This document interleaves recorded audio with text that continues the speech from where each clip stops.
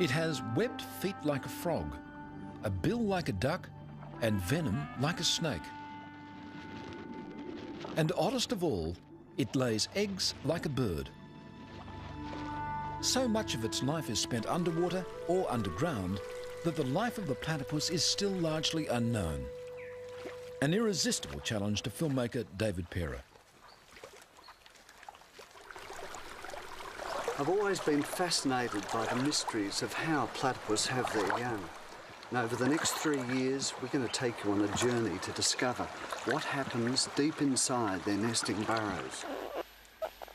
It's a truly amazing story. Maybe she's active.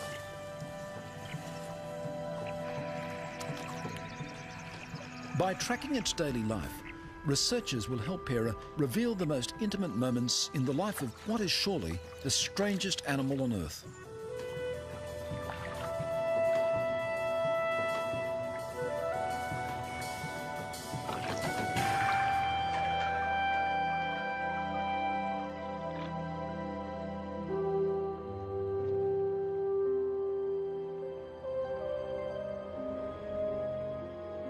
The high plateau of Tasmania, the southernmost link in a mountain chain that stretches the whole length of Australia's eastern coast.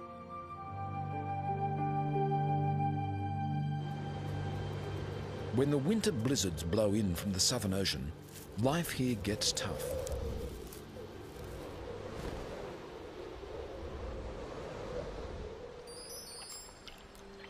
Yet, even here, the platypus thrives.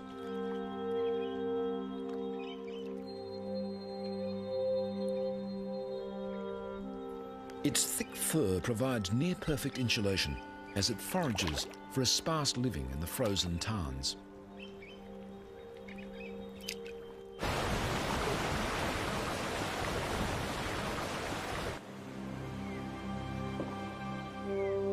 The spring thaw turns mountain streams into torrents. Humans are rare in the remote Tasmanian wilderness, but platypuses are plentiful.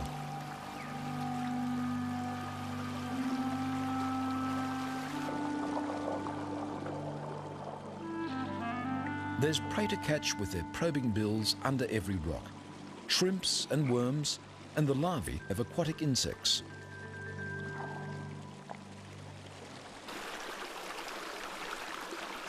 I've looked for platypus up and down the east coast of Australia, but the wild rivers of Tasmania are the greatest place to find them.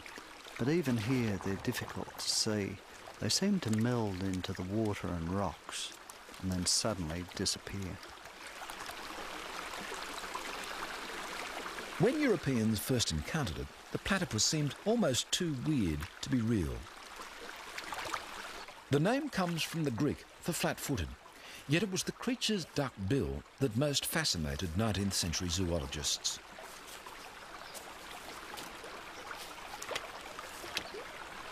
"200 years on, we're just beginning to understand what a remarkable instrument it is. In fact, there's a lot about this secretive animal that we're only finding out now. As the early naturalists discovered, the platypus is not an easy animal to study. Its burrows may run back into the banks for 30 metres. And they soon learned to be cautious. They found that the venomous spur of an angry male caused pain and swelling that lasted for weeks. So it wasn't till the 1880s that scientists confirmed that the platypus really did lay eggs. By the early 1900s, they were learning how to keep platypuses alive in captivity. In 1944, naturalist David Flay successfully bred from a captive pair called Jack and Jill. Months ago, David Flay noticed Jill was building a nest. He knew she was building up her milk supply. He then dug down and uncovered the burrow. To his delight, he found a youngster, already well grown. But this would be the only platypus born in captivity for 50 years. And even today, little is known about how they breed in the wild. A quiet valley in northern Tasmania, in the headwaters of the South Esk River.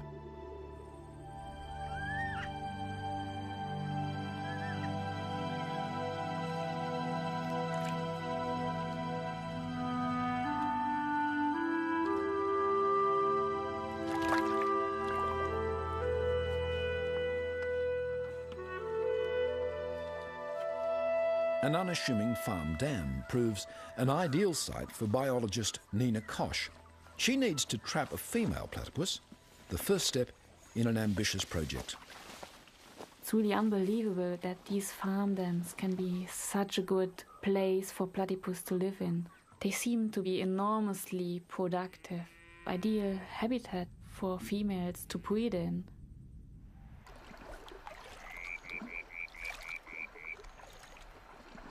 I heard about Nina's work in Tasmania and came over to join her. Perhaps she may be able to help us in our quest to find breeding platypus.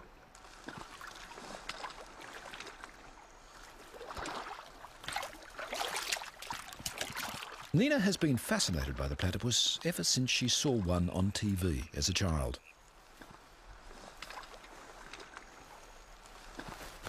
Now she's come all the way from Germany to take part in a 2-year study. The aim? To find out more about how female platypuses raise their young. First, Nina measures the platypus's exact dimensions. The tiny craters in her leathery bill are receptors. Some are sensitive to touch, others to the minute electrical impulses emitted by her prey. Just keep on. Yeah, that will do. Be probably old enough. Not healthy enough. Next, Nina attaches a tiny radio transmitter to the platypus's fur. It needs to be tested thoroughly before next year's full-scale breeding study.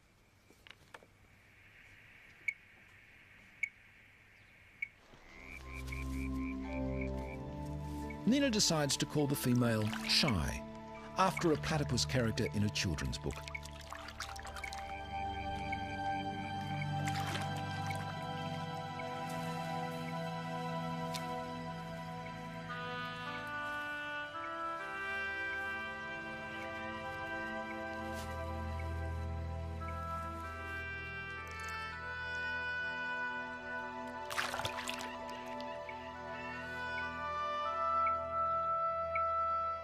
Within days, Nina has identified the precise location of one of Shy's sleeping burrows on an island in the dam. We've tracked Shy for a couple of days now, and we could follow her to this island. And she's sleeping right here in her burrow, and we're going to put an infrared video camera in so we can see what she's doing in her burrow.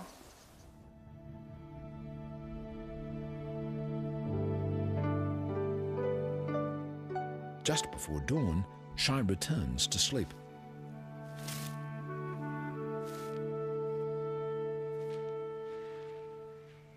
For Nina and her partner, Marcus Utesh, this is the first view of a platypus underground. There she is. She's coming in. Next year, they'll try to get a camera inside the burrow of a breeding platypus. That is absolutely great. Wow. A few weeks later, Nina and Marcus find a baby platypus near the dam. It's only just emerged from the nest. Soon after, they find another, bigger youngster. This baby looked much more like an adult. It weighed 610 grams, so double the size of the one that we caught before.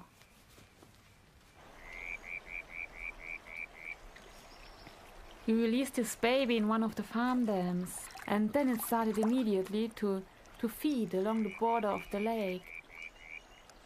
We tried the next day to see it again. I sat on the pontoon and paddled towards the little platypus.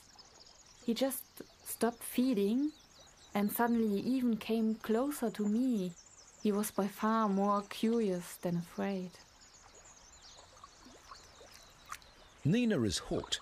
This will be an ideal location for next year's study.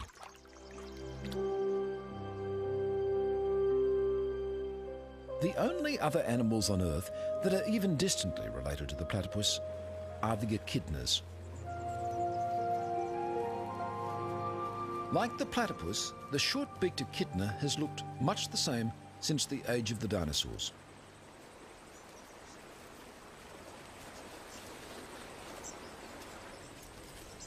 It too has evolved a highly specialised mouth, not a bill, but a beak, which can be used as a crowbar if need be, and a long sticky tongue to pull ants and termites from deep within their nests. Despite their different lifestyles, the echidna and the platypus share one crucial characteristic. They're the only surviving members of an ancient group of egg-laying mammals, the monotremes.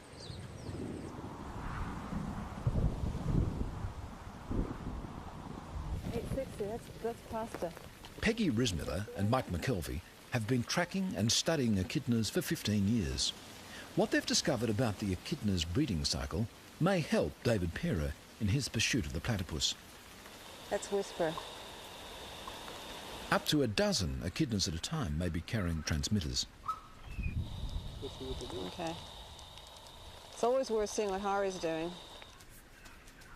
What Hari's doing is looking for a mate.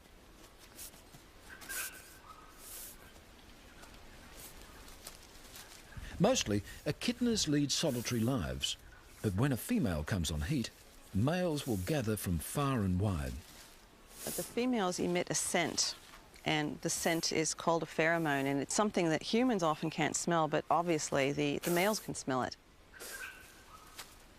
The pheromone, of course, would be able to go cross-country on wind and attract the males. And we've seen males cross this peninsula several times and then eventually end up with a female. Hari and several other males are already here, and Whisper is on his way.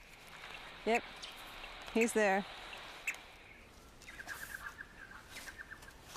Whisper joins what's called an echidna train, a group of males all paying court to a single female.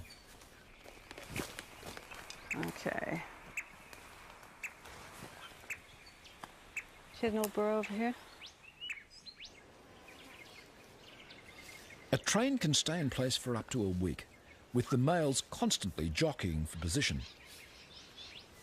They must be patient, but ready for instant action. Mating will take place just once when the female decides that the time and the partner are right.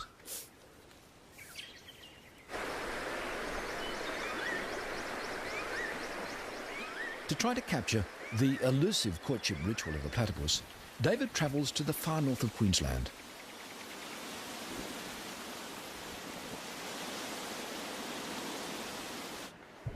Here, in the tropical rainforest, the mating season has already begun.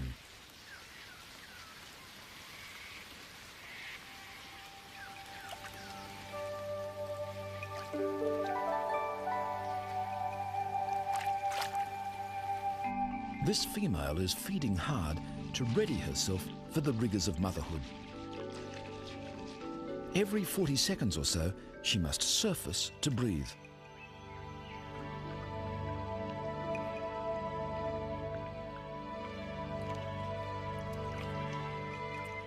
This is when she's most vulnerable. Eyes and ears are open wide, alert for danger. But as soon as she dives, she shuts them tight. Using only the sensors in her bill, she's built up a detailed mental map of her feeding ground.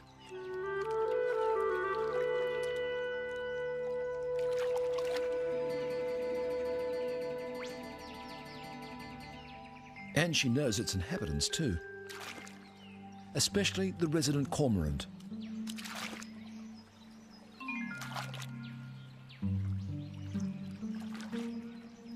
The white-faced heron minds its own business.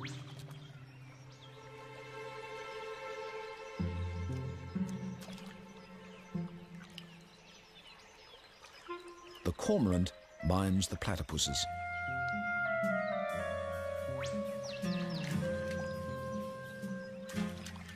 Each time the platypus dives, the cormorant follows, snapping up shrimp and small fish flushed out by the foraging platypus.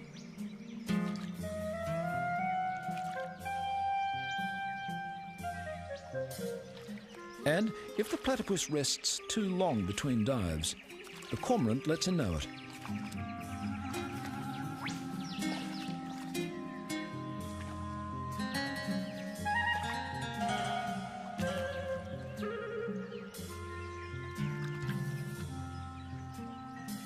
In this particular river system, almost every pool has several resident platypuses and a single cormorant ready to exploit them.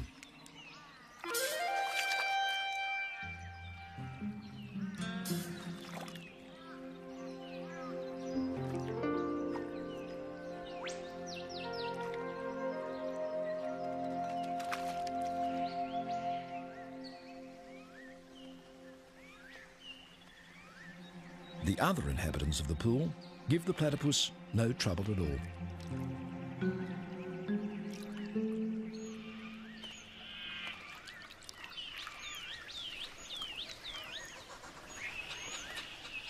The azure kingfishers are peaceable neighbours too.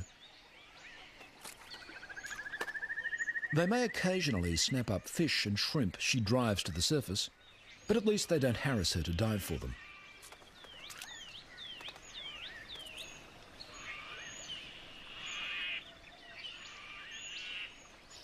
Most platypuses have a broader home range than a single pool. This muddy tributary to the main stream is a favourite feeding ground.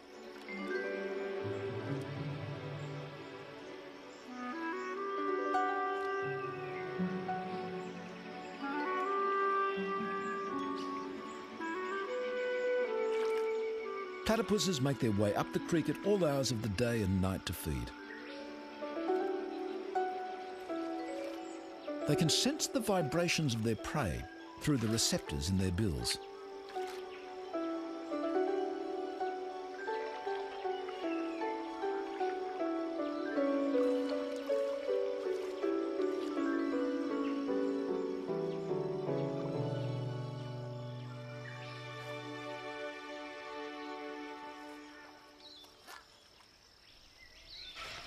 I've been here for about 3 months now and been desperately trying to find a place where the platypus are courting. I think we might be onto something here. This is firm flat. It appears to be dominated by a male, and he does his patrolling, and again it appears that there's a female who I think is just coming up to her burrow or area that she spends a lot of time at now.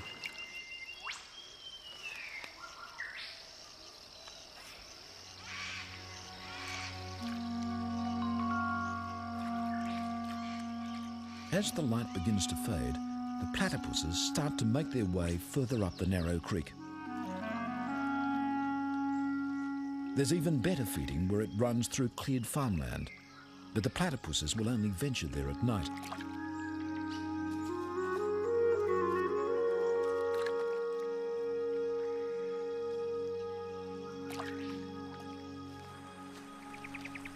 This is an ideal creek to film platypus with an infrared camera.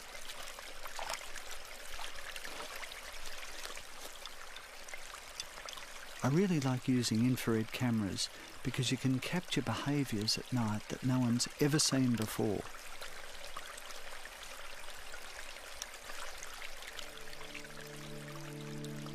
We put up a red light. The platypus can see the red light, but they don't seem to be disturbed by it. Sitting there beside the bank of the river with the water running through my boots and the legs of the tripod in the water, as the animals slowly worked their way up towards me, they would stop and glance up and then keep on coming. They were totally unafraid.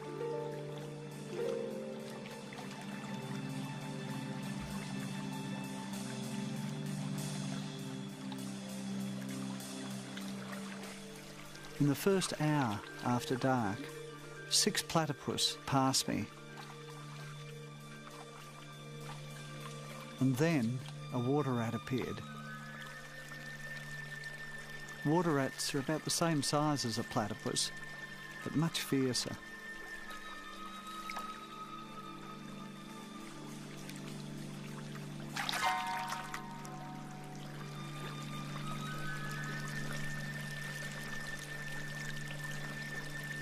A few nights later, David Perra sets up his infrared equipment on a bridge overlooking the main river. Just below the bridge, a big male platypus has established his home range. But tonight, he has a challenger from further up the river. The resident male is grooming himself on a log, apparently unaware of the intruder.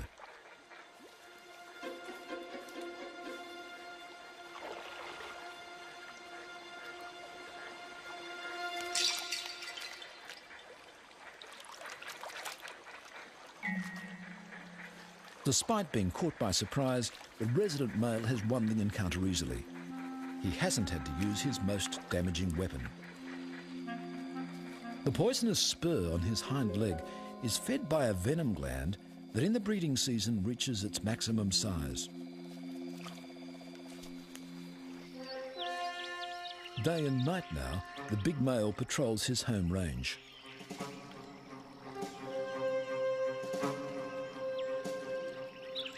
He's spotted another male lurking behind a stump.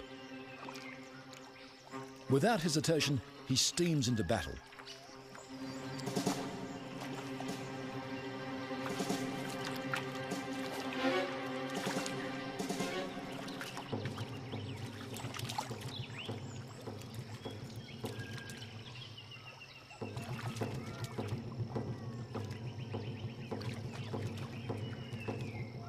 Whether platypuses regularly use their spurs in these encounters, or whether they're weapons of last resort, we don't know. In this case, the resident male is triumphant, and a female is ready to be courted.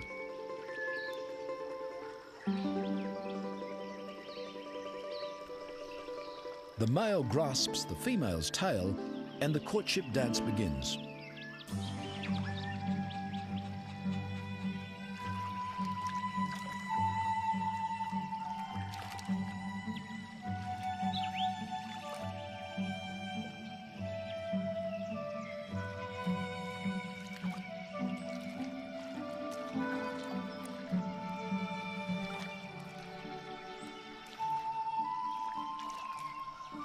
The dance can continue for 20 minutes or more.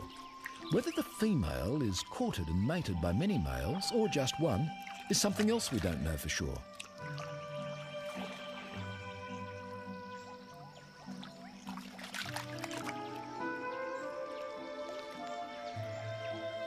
Finally, it looks as though the male mounts the female and mating takes place.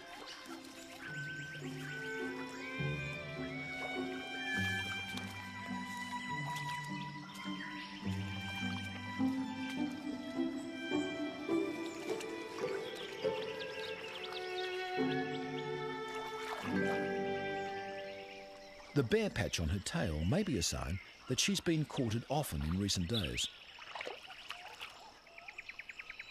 Now she's returning to her nesting burrow. 1 or 2 eggs, perhaps even 3, are on the way.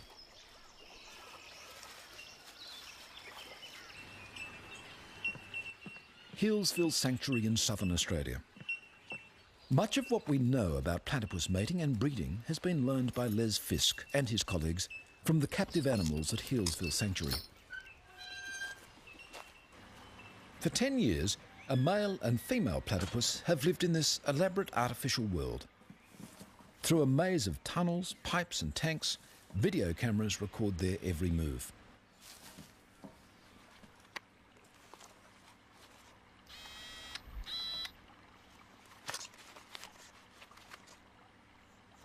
Two years ago, for the first time since David Flay's success in the 1940s, Fisk managed to breed platypuses in captivity.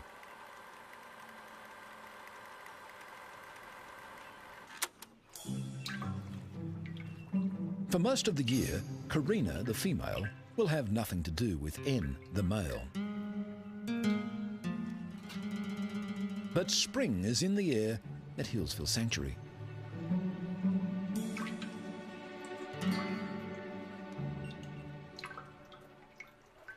David Perra has already been manning his remote cameras for 2 weeks. Today, finally, the preliminaries are over and the serious courtship has begun.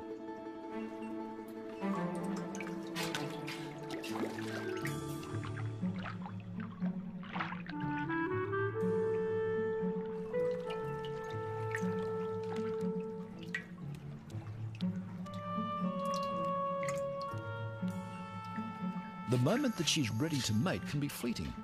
N is determined that he's the one who'll be around when that moment comes.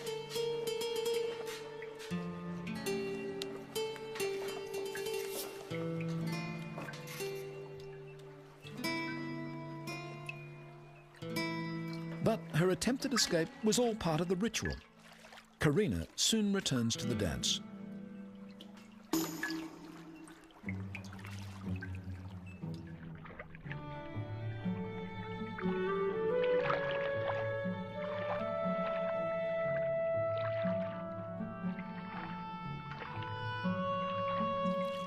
Two years ago, this couple successfully produced twins.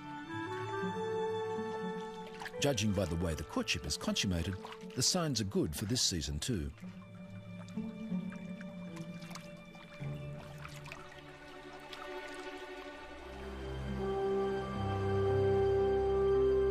Summer has come again to Tasmania, and its wild rivers are swollen with melting snow.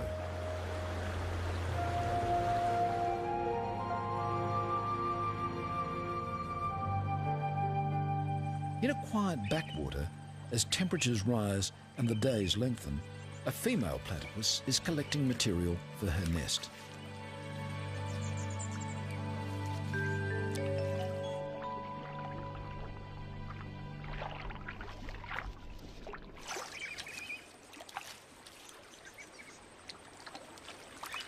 She takes leaves one by one in her bill and jams them under her tail.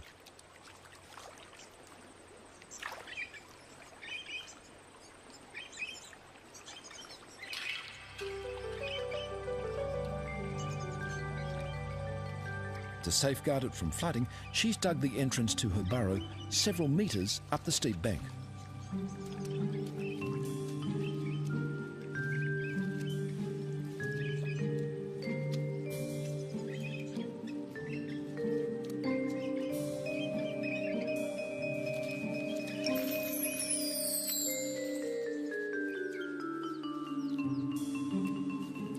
Over the next few days, she'll make dozens of trips like this, until the nesting chamber at the end of her long burrow is lined with sticks and leaves.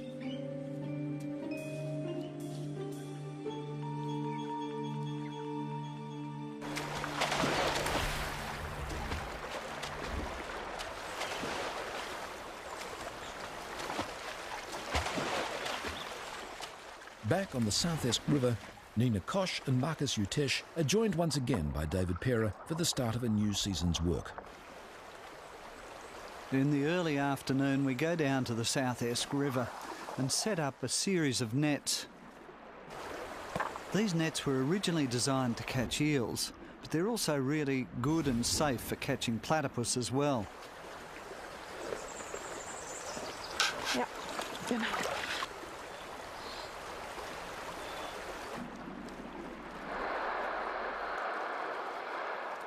They position the nets across the water flow to trap the nightly traffic of platypuses as they feed up and down the river.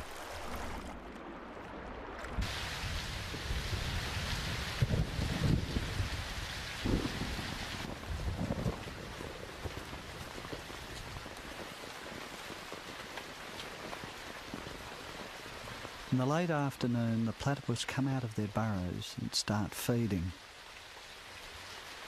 They're very good at avoiding nets because their sensitive bill can pick up the water flowing through the mesh.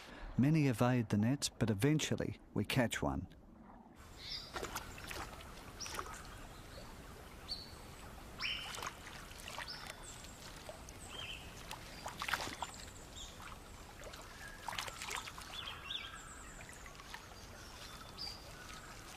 Judging by the dates that last year's youngsters emerged from their nesting burrow, Nina and Marcus have worked out that the females will be laying their eggs very soon. Now is the time to fix radio transmitters to them.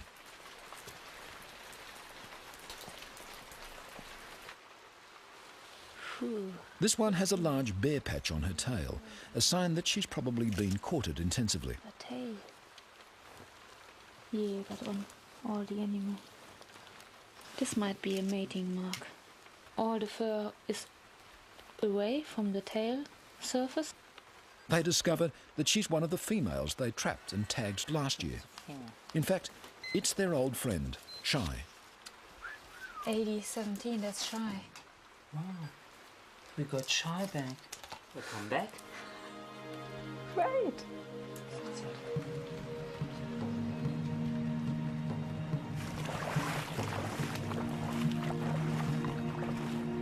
After several weeks' exhausting work setting nets up and down the river, Nina and Marcus managed to catch 7 females.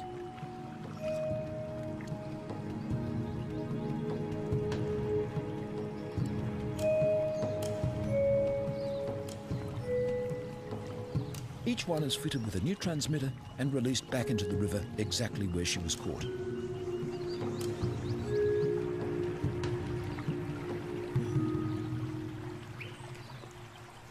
For Nina and Marcus, it's the start of another period of intense work, tracking all 7 females for hours at a time.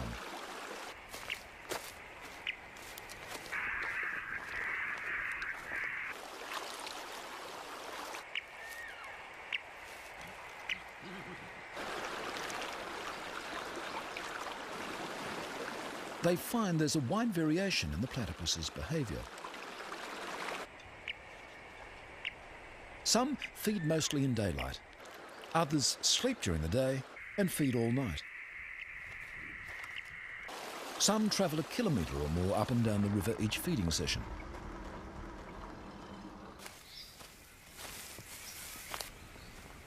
Others, including Shy, feed in one pool most of the time. Where's the strongest signal coming from? Downstream or? Nope. She must be sitting in there. Wow. Shy sleeps in the same burrow each day. Nina and Marcus want to pinpoint its exact location because there's a good chance it's where she's built a nest and is nursing her young.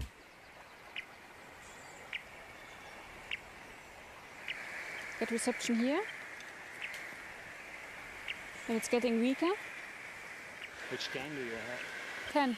Gain 10, maximum gain. Gain 10 and only have like 1. I would say it's about here. It must be around here. Not this point here. It gets weaker here. Yeah. But it's exciting. Get another burrow. Yep. And we should And mark this one the looks a bit. entrance. This one looks a bit different than the others. Yeah. We should mark the entrance. To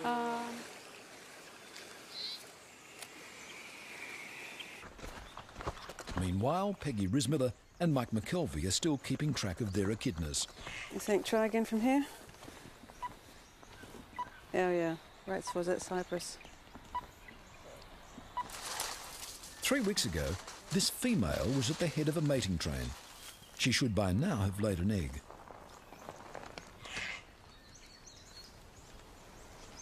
Okay, I'm just going to feel first. Very tight little pouch. quite a bit there because my fingers. Would you just be very careful because there's an egg. Oh my Jesus. See if you can get it closer down your way. I'm going to pull the pouch open. There's There the it egg. is. There's the egg. It's an egg And there. here's a girl. 10 days after the egg is laid, a puggle will hatch. In the egg, the echidna develops an enamel-covered egg tooth. It needs this egg tooth to actually rip open this leathery shell and then pull itself out onto the mother's belly. Look, there's the back of it. Inside the pouch, it's really moist and humid because that's what the puggle needs right now. As far as we know, at 2 grams, it has to breathe through its skin. Tiny though it is, the puggle can safely be removed from its mother's pouch for a minute or so. At 2 days old, there's almost no difference between a baby echidna and a baby platypus. Less than 2 weeks later, it's already 100 times heavier than when it was hatched. It's a girl. The baby echidna by now has a discernible beak, just as a baby platypus would have a recognisable bill. After 7 weeks in the pouch, the mother leaves her young one in a burrow, returning every 5 days or so to let it suckle.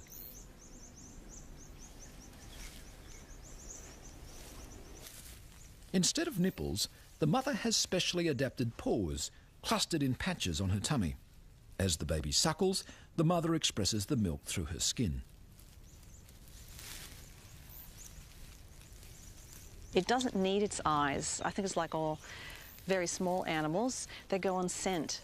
And so the young is scenting where the milk patch is. At 6 months, the young one is almost ready for independence.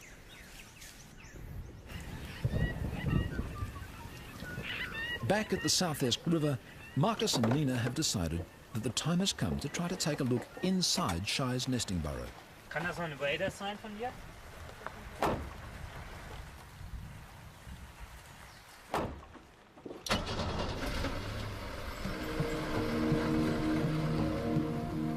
Shy has been feeding regularly for 16 hours in every 24, returning to the same burrow each day to sleep. They're sure she's nursing young.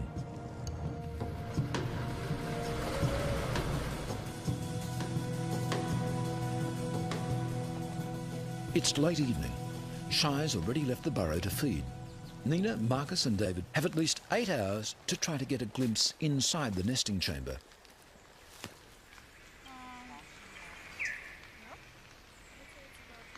First, Marcus drills a hole carefully into the burrow roof. Frequent measurements over the past 2 weeks have told him exactly where and how deep to drill.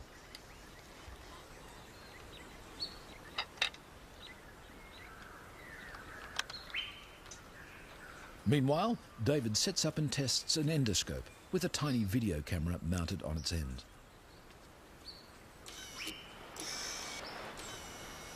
So down is like that. Yep. So straighten it up. It was really exciting going down into the nest chamber for the first time. Those are roots coming down into the top. And then we saw the entrance to the chamber itself. And the nest was a really complex structure. It was tightly woven leaves wrapped around with sticks and roots. And there was even some green plastic in amongst the leaves. Yeah, that's the roof there, I think. But that's when our frustrations really began. Over a period of 17 days, we went in 6 times into the burrow, but we just couldn't penetrate the nest. And then at last, we got the endoscope through the nest wall. We first glimpsed a tiny bit of flesh through the leaves.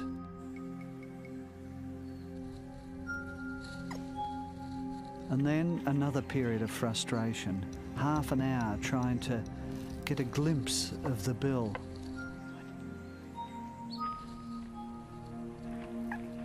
Oh, it's a platypus. Yes. The bill looked huge through the endoscope, but it was really only a centimetre long. The front feet already had claws. And then, to our amazement, we saw there were 2 babies, not one, crammed into the tiny nest.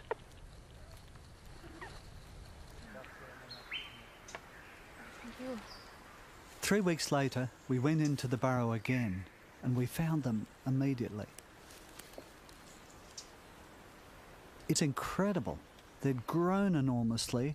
Now they were covered in a thin layer of fur. There were even visitors inside the burrow. What is it? It's a tick. I think it was a tick. The ticks are only found on platypus, and already they're feeding on the blood of the young ones. Their bills are now large and very dark. We think the young are now about 6 or 7 weeks old.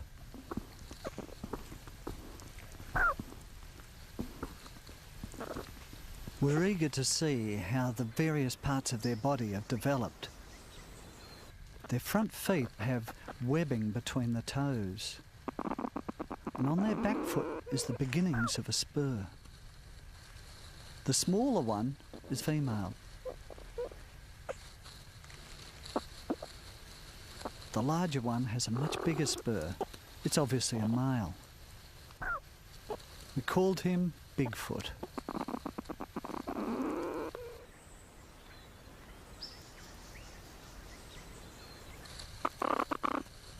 The nostrils are huge. We think they're probably used to find the milk patches of the mother.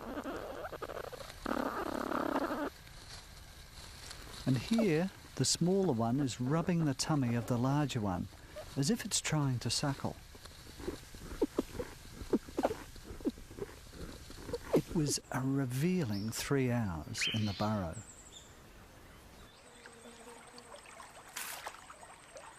Nina is spending hours each day by the riverbank recording Shy's feeding patterns.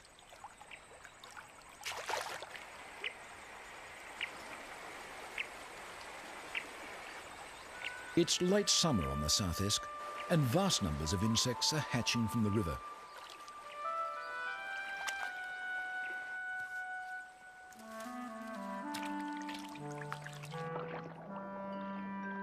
It's an ideal time for Shy to be feeding her young. She's just feeding enormously. She spends 16 hours out in the river, and she just goes along the river, and wherever she is, just feeds. Unbelievable hungry little female.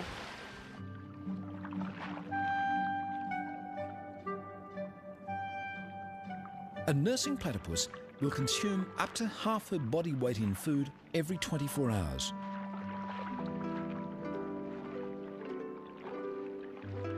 Most of it consists of tiny morsels, which she must somehow find and separate from the leaves, mud or gravel on the riverbed.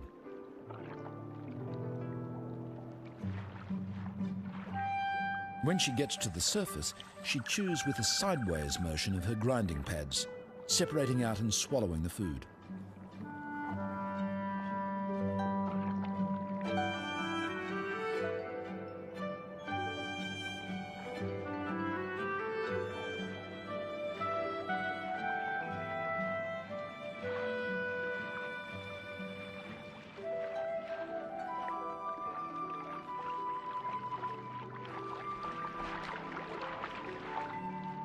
In a single feeding session, she may dive up to 1,000 times.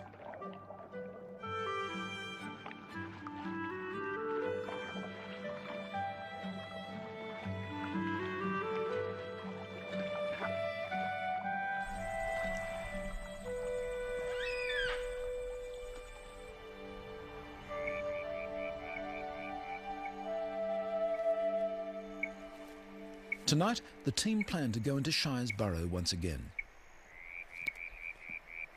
So, while Nina tracks Shy to make sure she's out feeding, the team drills a new hole into her nesting chamber.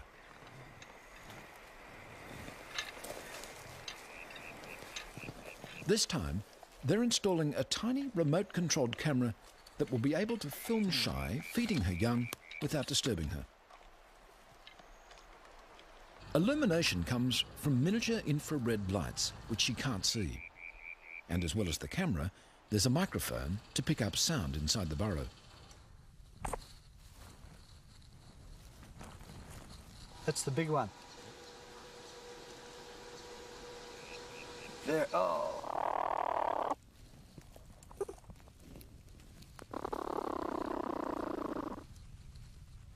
The babies are now about 13 weeks old. Their eyes are open, their bills are fully formed, and their coats have grown thick.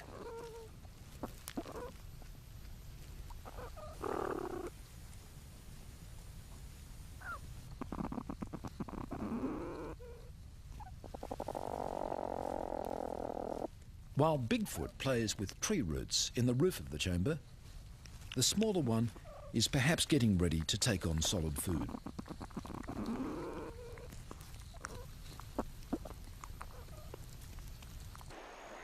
Nina warns that Shy is on her way back to the burrow.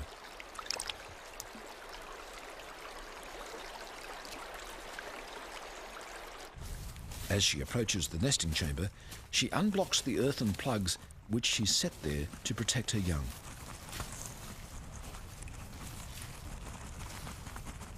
Then she's through into the chamber. Here we go.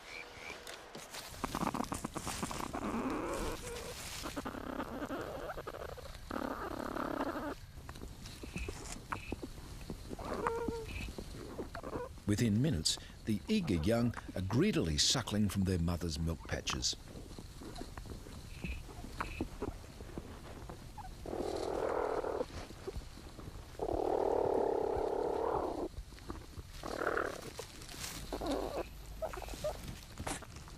But the team is about to see behaviour that no one has ever seen before.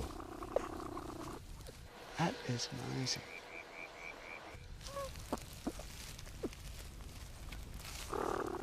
The young stopped suckling and then began to rub their mother's bill. Are they taking food from her? Perhaps getting a taste of those little animals that they themselves will be eating in the next few weeks? Or are they drinking her saliva?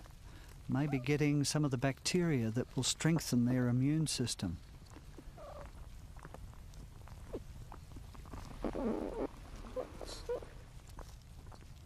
We don't really know what we're seeing in these extraordinary pictures.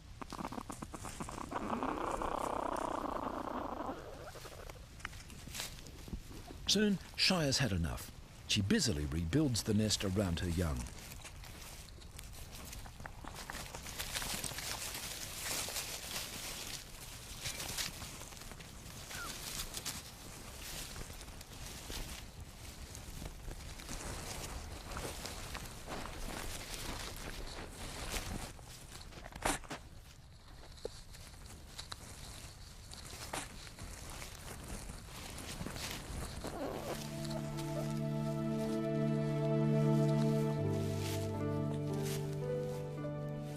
And then she's gone, leaving a tangle of tails and bills behind her.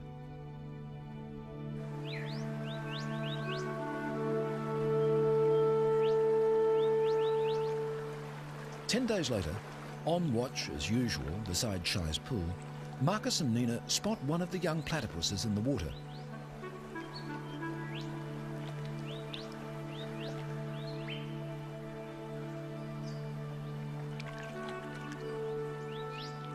Bigfoot, the male, has emerged from the nest.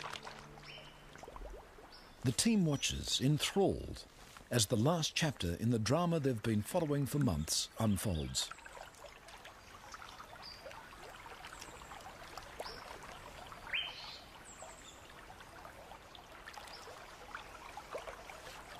Bigfoot needs no tuition from his mother. Minutes after his emergence, he's swimming and foraging expertly along the bank.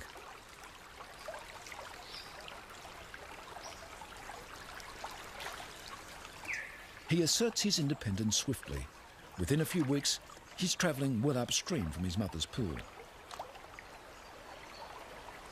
Soon, he'll have to leave this rich feeding ground.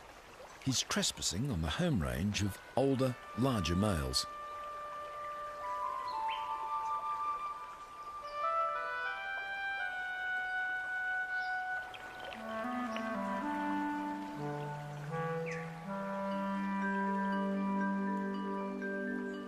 As Bigfoot begins his journey of life, our journey of discovery is coming to an end. We know nothing of what he does in the next couple of years. In fact, I feel that we've only just scratched the surface in understanding the platypus, one of the most mysterious animals on Earth.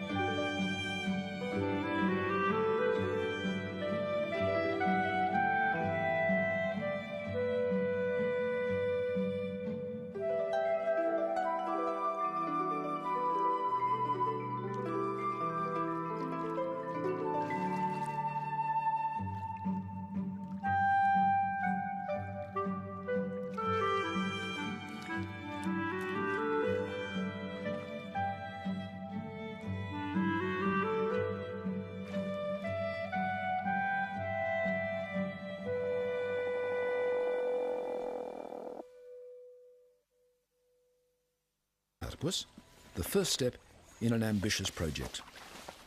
It's really unbelievable that these farm dams can be such a good place for platypus to live in. They seem to be enormously productive, ideal habitat for females to breed in.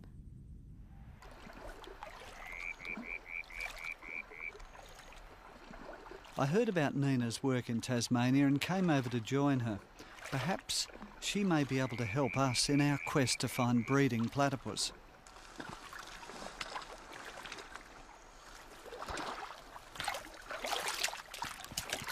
Nina has been fascinated by the platypus ever since she saw one on TV as a child.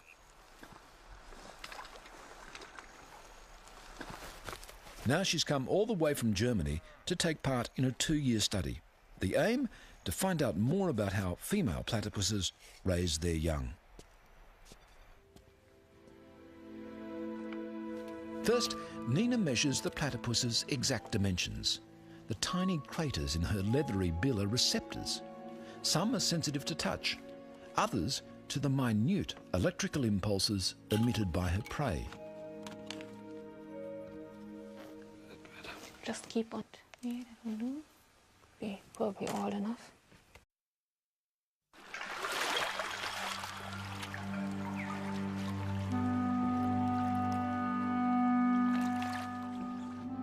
It has webbed feet like a frog, a bill like a duck, and venom like a snake. And oddest of all, it lays eggs like a bird.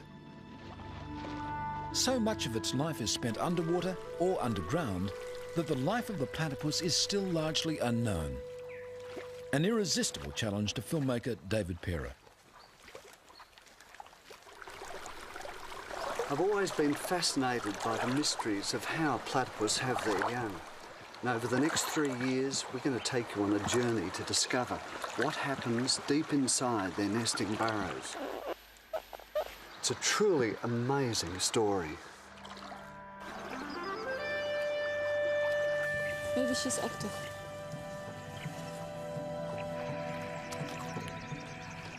By tracking its daily life, researchers will help Pera reveal the most intimate moments in the life of what is surely the strangest animal on Earth.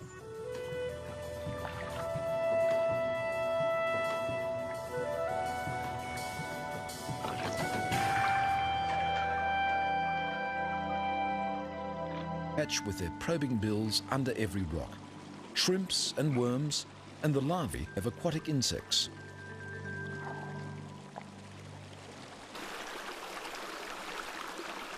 I've looked for platypus up and down the east coast of Australia, but the wild rivers of Tasmania are the greatest place to find them. But even here they're difficult to see. They seem to meld into the water and rocks and then suddenly disappear. When Europeans first encountered it, the platypus seemed almost too weird to be real. The name comes from the Greek for flat-footed, yet it was the creature's duck bill that most fascinated 19th century zoologists.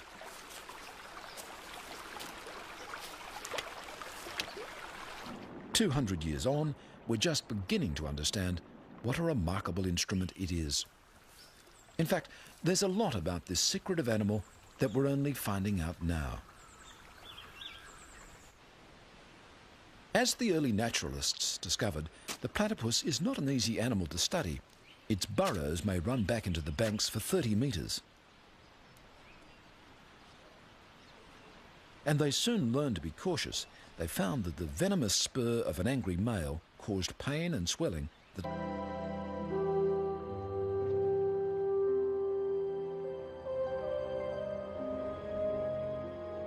The high plateau of Tasmania, the southernmost link in a mountain chain that stretches the whole length of Australia's eastern coast.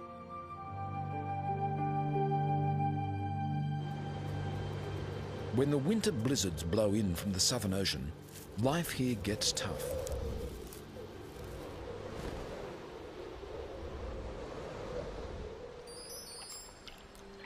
Yet, even here, the platypus thrives.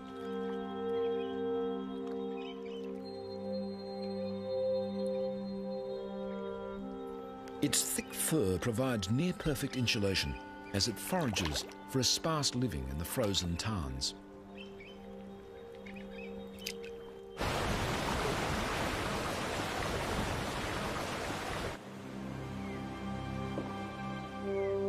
The spring thaw turns mountain streams into torrents.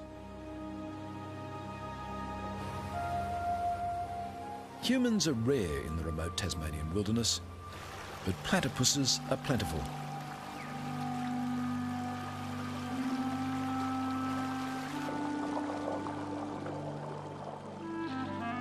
There's prey to catch lasted for weeks. So it wasn't till the 1880s that scientists confirmed that the platypus really did lay eggs. By the early 1900s, they were learning how to keep platypuses alive in captivity. In 1944, naturalist David Flay successfully bred from a captive pair called Jack and Jill. Months ago, David Flay noticed Jill was building a nest. He knew she was building up her milk supply. He then dug down and uncovered the burrow. To his delight, he found a youngster, already well grown. But this would be the only platypus born in captivity for 50 years. And even today, little is known about how they breed in the wild. A quiet valley in northern Tasmania, in the headwaters of the South Esk River.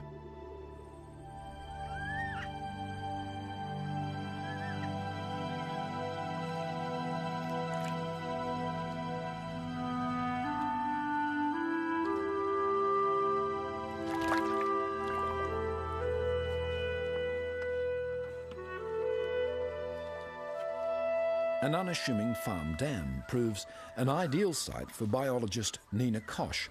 She needs to trap a female